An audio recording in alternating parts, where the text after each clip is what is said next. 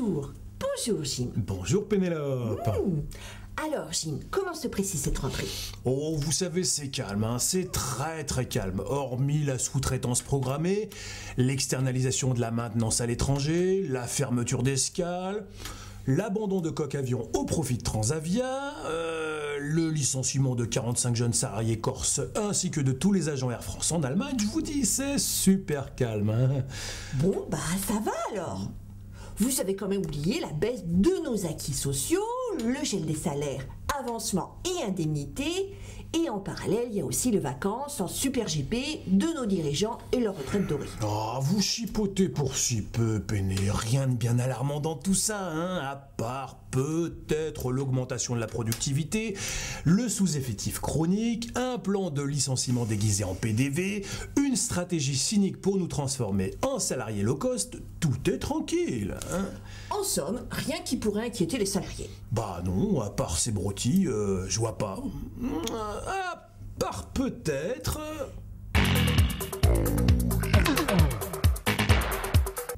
La stratégie court-termiste de l'entreprise a un seul objectif, racoler les traders des places boursières. En gros, Air France dégraisse pour qu'ils s'engraissent, hein. D'ailleurs, petite dédicace à la Grèce. Ah. C'est pourquoi la CGT exige la mise en place d'une stratégie globale d'organisation et de développement du transport aérien français, durable et socialement responsable. Bah oui, hein, parce que l'avenir qu'on nous promet, c'est le modèle low cost. Et comme Ryanair, grand promoteur de l'idéologie ultralibérale, roi du dumping social et paradoxalement grand consommateur de subventions publiques. Eh oui, faut pas oublier que sans les 795 millions de subventions publiques, Ryanair serait en déficit de plus de 350 millions d'euros. Super viable le modèle, hein. Ouais. Air France voudrait-il copier le patron de Ryanair qui, pour remplir ses avions, présente ses hôtesses comme des objets sexuels? So in economy it'll be very cheap fares, say 10 euros, and in business class it'll be beds and blowjobs. In business class it'll all be free, including the blowjobs. Oh là là, monsieur Choupa-Choup, fallait oser, hein. Et si Air France cherchait à rivaliser sur ce créneau? Ouï, ça risquerait de faire mal. Aucune hésitation. Nous invitons les salariés à protéger leurs arrières. Pour rappel, le plan Transform se décline en 3 volets. Pour le personnel au sol, 3 syndicats ont validé ce plan qui impose de travailler plus pour gagner moins. Pour les pilotes, le le SNPL a aussi validé le plan, mais pour eux, ce sera travailler un tout petit peu plus pour gagner autant. Et même gagner plus pour les volontaires qui iront travailler chez Transavia pendant 3 ans. Chez le PNC, en revanche, le plan a été rejeté à une très large majorité. Ceux-ci ont refusé d'avaler le petit pot Transform. Explication en images. Et je me suis retrouvé sur la place du marché, où l'on peut aisément trouver pour un très bon marché des hommes et des femmes. Le boss est venu m'allouer, il m'a dit de construire un mur. La nuit je dors, le jour je travaille dur, et un jour le mur est terminé, le loueur m'a ramené. Le boss m'a pris en location, sans doute que c'était ma vocation. À ce qui paraît j'étais une occasion rare pour la saison.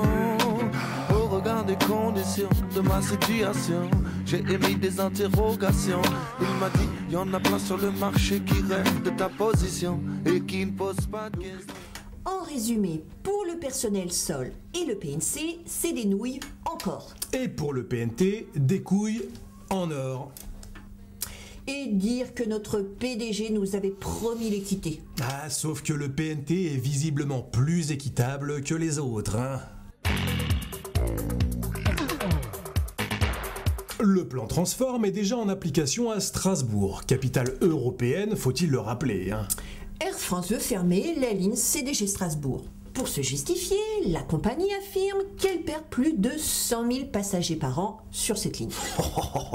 Le vilain mensonge, c'est 5 fois moins. Dixit les chiffres de la DGAC. Et cerise sur le coup, Gloff, Air Air France venait juste de s'engager à développer le trafic sur cette escale, en empêchant au passage 3 millions de subventions. En effet, un sacré trafic. La direction prévoit d'acheminer nos passagers en train jusqu'à Charles de Gaulle, ce qu'elle appelle elle-même une offre dégradée.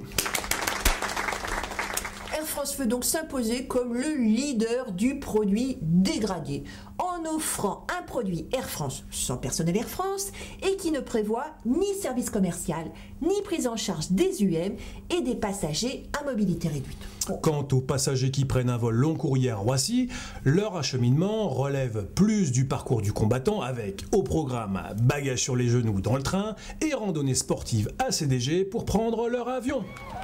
Petit détail qui pourrait finir de convaincre nos passagers de voyager chez Lufthansa, dont le hub de Francfort n'est qu'à 200 km. Même pas peur, hein. Air France va acheter un important volume de places dans les TGV en priant pour que les Alsaciens acceptent docilement ce service dernium.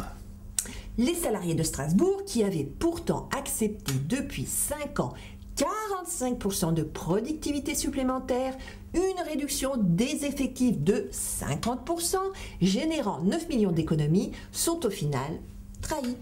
Eh oui, faire confiance à la direction n'est pas synonyme de protection, hein. Il faut avoir confiance. Aie confiance,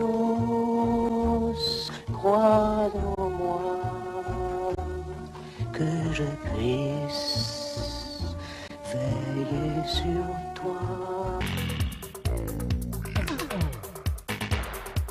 Du travail au black chez Air France? Non, c'est pas possible. Mais si c'est possible, Pénélope, à l'escale de Roissy, Air France ne déclare plus les heures supplémentaires mais se contente de les inscrire sur un vulgaire bout de papier, style feuille de PQ, hein.